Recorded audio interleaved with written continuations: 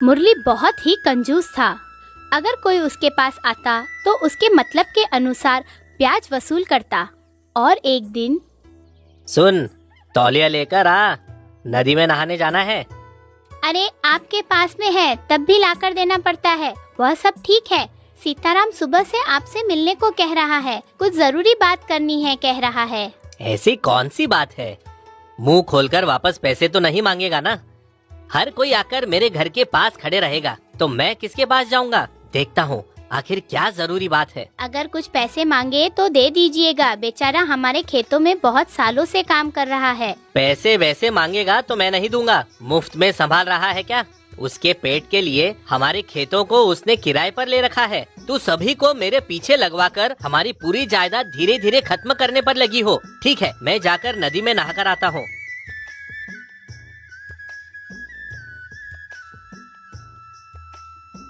क्या हुआ सीताराम, इतनी सुबह सुबह आ गए? क्या हुआ बोलो। मालिक, मेरी पत्नी की सेहत अच्छी नहीं है मालिक। गांव के वैद्य को दिखाया तो शहर ले जाने के लिए कह रहे हैं। अगर शहर जाना हो तो बहुत पैसे खर्च होते हैं। आप 50 सिक्कों की मदद करोगे इसलिए आया मालिक। कुछ मदद कर दीजिए मालिक। क्या 50 सिक्के? इतनी बड़ी सहायता मुझसे नहीं होगी। वैसे कितने बार तुझे पैसे दूंगा बोल? पिछली बार दिया हुआ पैसा अब तक तूने वापस नहीं लौटाया।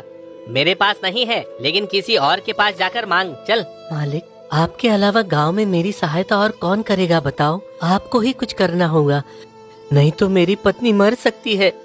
दया कीजिए मालिक, मुझ गरीब पर थोड़ी दया कीजिए मालिक आप। हाँ हाँ, ऐसे ही कहकर लेकर जाता है तू, और वापस लौटाने के समय ये खर्च हो गया, वहाँ खर्च हो गया मालिक, ऐसा कहते हो। मेरे पास सिर्फ एक ही मार्ग है, तुझे 50 सिक्के देने में मुझे कोई दिक्कत नहीं है, लेकिन उसके बदले तुझे हर महीने 5 सिक्के ब्याज के तौर पर देने होंगे। स्वीकार है तो बोल। ठीक है मालिक, मैं समय पर आपका ब्याज आपको दे दूंगा। पहले मुझे 50 सिक्के दे दीजिए मालिक, जल्दी शहर लेकर जाना है। पहले ही बहुत देर हो चुकी है, कृपया करके थोड़ा जल्दी कीजिए मालिक। अरे ओ काजल, सीताराम को 50 सिक्के देकर भेज दो। मालकिन से कह दिया है, तुम लेकर चले जाना, ठीक है? हाँ।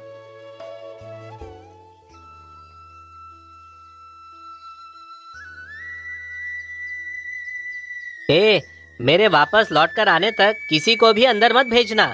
जिसे देखो वो घर के अंदर आ जा रहा है, ये चाहिए वो चाहिए, सबका दुख सुन के मर जाऊंगा एक दिन। ठीक है मालिक, किसी को अंदर नहीं आने दूंगा, आप जाकर आओ। इस तरह मुरली नदी में नहाने जाता है।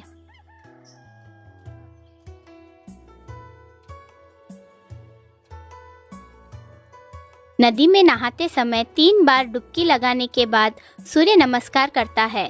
देख रे, ये सुबह उठकर सब गलत काम ही करता है और ऊपर से बड़े भक्त के जैसा सुबह के समय नदी में आकर नहाता है और सूर्य भगवान को नमस्कार करता है। यार, अगर किसी नए व्यक्ति ने इसको देखा तो बहुत ही अच्छा मनुष्य है ऐसा समझेगा, लेकिन सूर्य भी इसे कैसे बर्दाश्त कर रहा है? सूर्य भगवान ने इसको मना कर देना चाहिए इसके पापों की वजह से, इतना पापी है। मुरली, देख तेरी वजह से लोग मुझे बुरा कह रहे हैं। मुरली आ रहा है, मैं नमस्कार करता हूँ, देखते हैं क्या करता है। ओ मालिक, मुरली जी नमस्ते। अरे ओ मुरली जी नमस्ते। कितने बार करेगा? कुछ पैसों की जरूरत है क्या? अगर पैसे चाहिए तो मेरे पास नहीं है। आप गांव के बड़े व्यक्ति हो इसलिए आपको नमस्कार किया, आपसे मुझे कोई पैसे नहीं चाहिए मालिक। देखा तूने? हाँ देखा, आवाज सुनने के बाद भी अनसुना करके पैसे मांगेंगे सोचकर आगे जा रहा है। पैसे वाले सभी ऐसे ही होते हैं, अगर कोई दिखाई भी दिया तो उसे अनदेखा करेंगे। पैसे मांगेंगे सोचकर चले जाते हैं। सब कुछ पैसों में रखा है क्या? हर कोई सामने आता है, नमस्ते करता है और कहानी बनाकर मेरे पास से पैसे मांगता है, यही काम रह गया है क्या?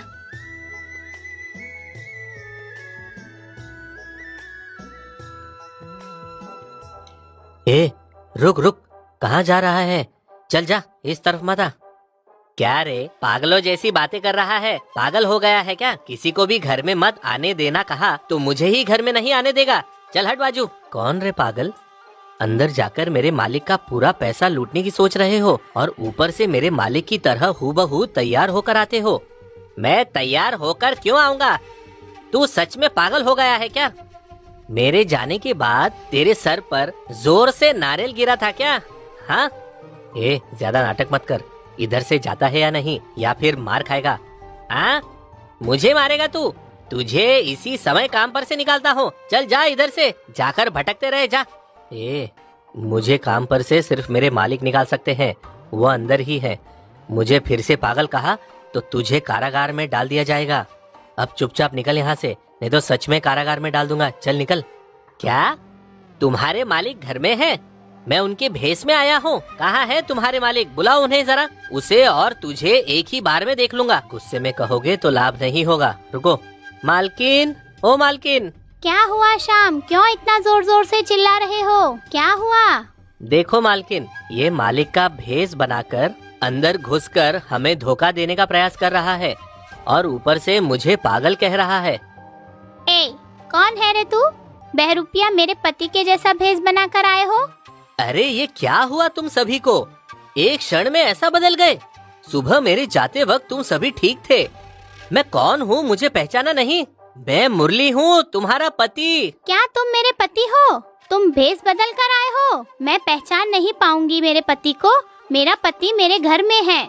कौन है वो? किधर है? एक बार बुलाओ उसे। मेरे भेष में आकर वही तुम्हें धोखा दे रहा है। बुलाओ उसे। ठीक है, रुक जाओ। ओ जी, एक बार यहाँ आओ तो। यह कोई धोखेबाज लग रहा है।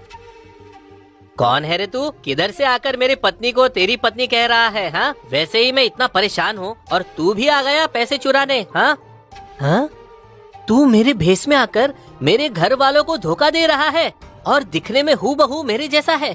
अच्छा रूप धारण किया है तूने। प्यार से यहाँ से जाता है या नहीं? जो बात मुझे कहनी है वो तू कह रहा है।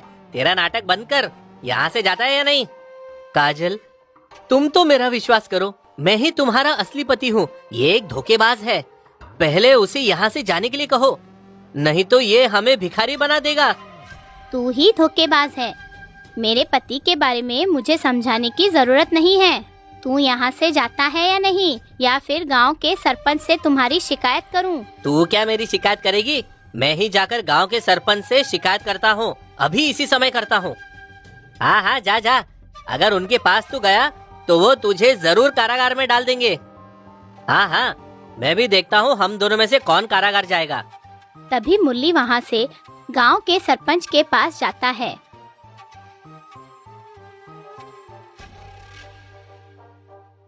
सरपंच जी, कोई अनजान व्यक्ति हूबहू मेरे जैसा भेष लेकर मेरे घर में रह रहा है और ऊपर से कह रहा है कि वो मुरली है। वहाँ जो कुछ भी घटना घटी वह सब सरपंच को बताता है। चलो ठीक है मुरली जी, चलते हैं। तभी सरपंच मुरली के साथ जाकर घर के अंदर के मुरली को बाहर बुलाते हैं और कहते हैं, ये देखिए, यही मेरा भेष लेकर इन सभी को धोखे में डाल रहा है। मुझे लगता है इसका उद्देश्य मेरी जायदाद लेना है। इसकी इतनी हिम्मत जो मेरे जैसा भेष लेकर आया है और ऊपर से मेरी शिकायत आपसे कर रहा है। चाहे कुछ भी हो जाए, इसे शिक्षा तो देनी ही होगी। हाँ सरपंच जी, यही मेरे पति हैं। यह कोई बहुत बड़ा धोखेबाज लग रहा है। सरपंच जी, ये कोई बहुत बड़ा धोखेबाज है और हाँ, ऊपर से हम सभी लोगों को पागल कह रहा है। क्या है ये, मुझे विश्वास नहीं हो रहा। दोनों हूबहू एक जैसे हैं। ये तो बड़ी मुसीबत है। अभी तुम दोनों की परीक्षा लेता हूँ। इसमें जो कोई सही जवाब देगा वही असली मुरली है। क्या आप दोनों को स्वीकार है या फिर दोनों को ले जाकर बंद कर दूं? मुझे स्वीकार है। आप कोई भी प्रश्न पूछो, मैं उसका सही जवाब जरूर दूंगा। मुझे भी स्वीकार है, पूछो जल्दी। ठीक है, फिर तो मुझे ये बताओ, तुम्हारे घर में कौन सी चीज कहाँ है और उसमें कितने पैसे हैं? सही बताना। अगर जो कोई गलत जवाब देगा वो नकली मुरली होगा। मेरे कान में आकर कहो। तभी वह दोनों प्रश्न का उत्तर सरपंच के कान में कहते हैं।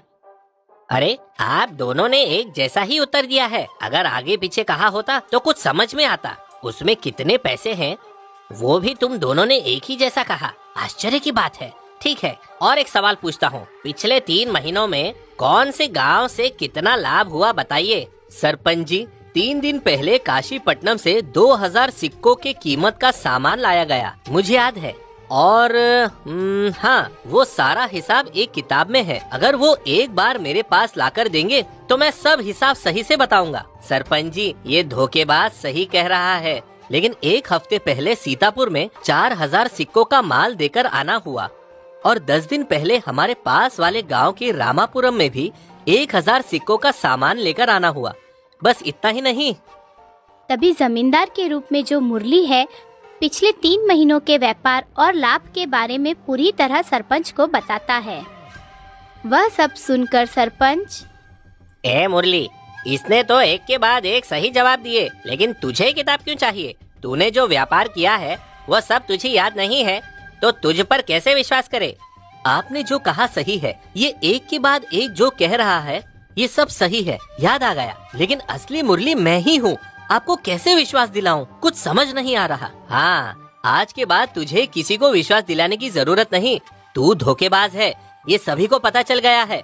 ये मेरी जायदाद छीनने आया है, इसे बड़ी सजा मिलनी चाहिए। इस धोखेबाज को बंदी बनाकर ले चलो।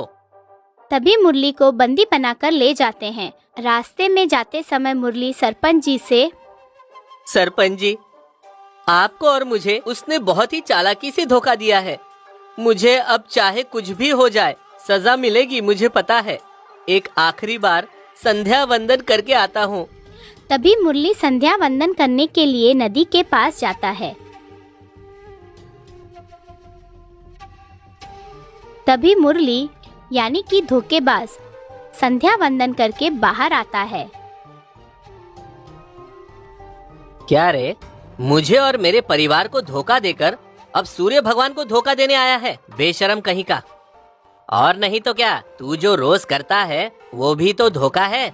तू सिर्फ सूर्य को नहीं, गरीब और गांव के लाचारों को भी धोखा देता है। उनसे ज्यादा ब्याज लेकर पैसे ठूस रहा है और व्यापार भी बेईमानी से कर रहा है। ये सब धोखा नहीं है तो क्या? और लोगों का मान सम्मान भी नहीं करता। तू जो कर रहा है क्या तुझे अच्छा लगता है? इन सबसे तो ज्यादा तू मेरे रूप में आकर मेरे स्थान को अपना स्थान कह रहा है। क्या ये बड़ा धोखा नहीं है? इतने सारे लोगों को धोखा देकर तू सुबह शाम आकर मुझे नमस्कार कर रहा है। क्या ये बहुत बड़ा पाप नहीं है? ए धोखेबाज, मैंने कब तुझे नमस्कार किया? मैं संध्या वंदन करने इधर आया हूँ। मैं कौन हूँ तुझे पता है? क्यों नहीं पता है? तू किसी को भी धोखा देने वाला बहुत बड़ा धोखेबाज है। गलत कहा।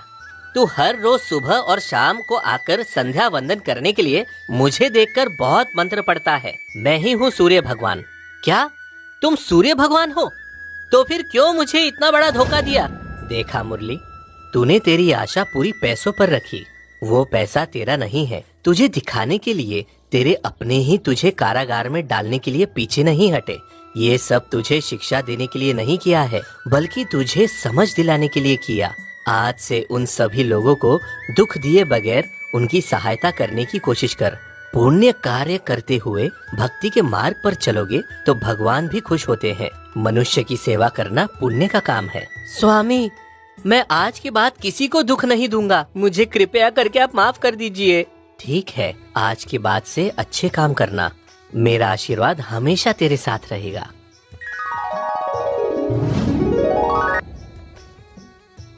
तभी सूर्य भगवान के कही हुई सारी बातें गांव के सरपंच को विश्वास दिलाकर न्याय के तरीके से व्यापार करते हुए शांति वाला जीवन जीता है।